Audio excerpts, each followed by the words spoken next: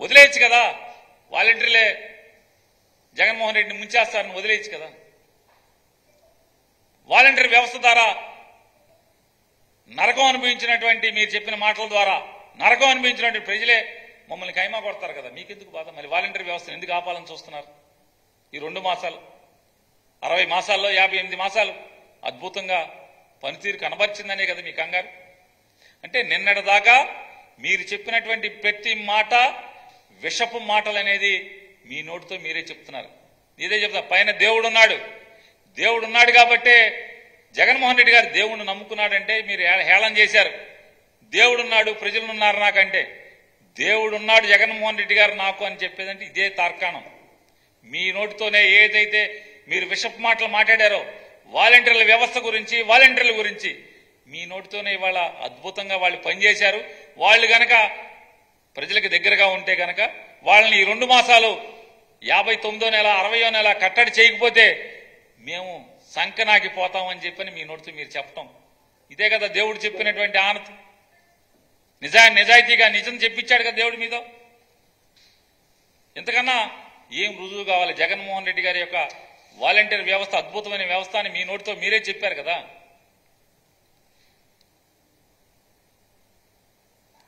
వీళ్ళందరూ కూడా ఈ వాలంటీర్లు అంటే భయం, వాలంటీర్ వ్యవస్థ అంటే భయం అని వాలంటీర్లందరూ కూడా ప్రజల్ని జగన్మోహన్ రెడ్డి గారి పట్ల ప్రజల్ని మలిచేస్తారనేటువంటి భయం. కానీ వాళ్ళ వాస్తవానికి వాలంటీర్ అంటే కాదు మీకు భయం.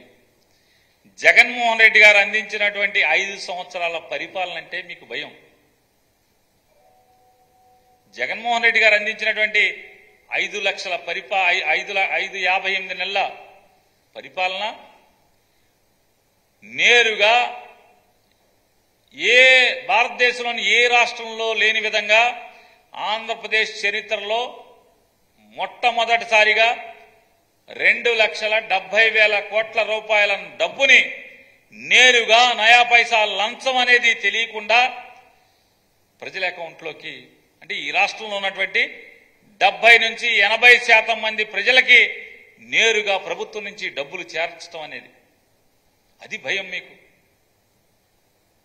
దానికోసమే ఈనాడు, ఆంధ్రజ్యోతి విషపు రాతలు రోజు చూస్తున్నాం. మొన్నటిదాకా ప్రభుత్వం మీద, ప్రభుత్వ పథకాల మీద ఎంత విషం చిమ్మారో. ఇవాళ ఈ రాష్ట్రంలో ఉన్నటువంటి అగ్రవర్ణ పేదలకు కానీ, బీసీ, ఎస్సీ, ఎస్టీ, మైనార్టీలకు కానీ 2,70,000 కోట్లు మాత్రమే కాకుండా ఇల్లు లేని నిరుపేదలకి చచ్చేలోపు ఒక్క రోజన్నా సొంత ఇంట్లో బతికి చచ్చిపోవాలని చెప్పినటువంటి తీరని కోరిక ఉన్నటువంటి లక్షలాది కుటుంబాల కల నెరవేర్చిన వాడు జగన్మోహన్ రెడ్డి గారు. 31 లక్షల మందికి ఇళ్ల స్థలాలు ఇచ్చి 1,80,000 రూపాయలు ఇంటికి డబ్బు కట్టుకుంటాకి ఆర్థిక సహాయాన్ని అందించినటువంటి నిజాయితీ గల ప్రభుత్వం, పేదవాడి ప్రభుత్వం, పేదల పక్షపాతి జగన్మోహన్ రెడ్డి గారు అనేది, అది మీ భయం. ఇవాళ ఏ రోజైనా మీరు పేదవాడి పట్ల మీకు కన్సర్న్ ఉందా?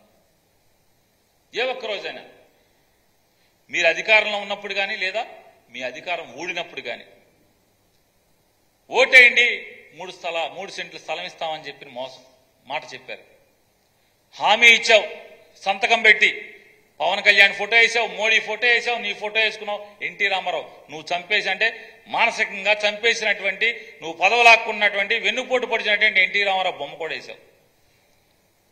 ఇది నా సంతకం, ఇది నా హామీ అని ఇచ్చావు. 3 సెంట్ల స్థలమే కాదు, 3 గజాలు ఎవరికైనా ఇచ్చావో ఏ పేదవాడికైనా? ఎందుకంటే ఇక ఆ పేదవాడి పట్ల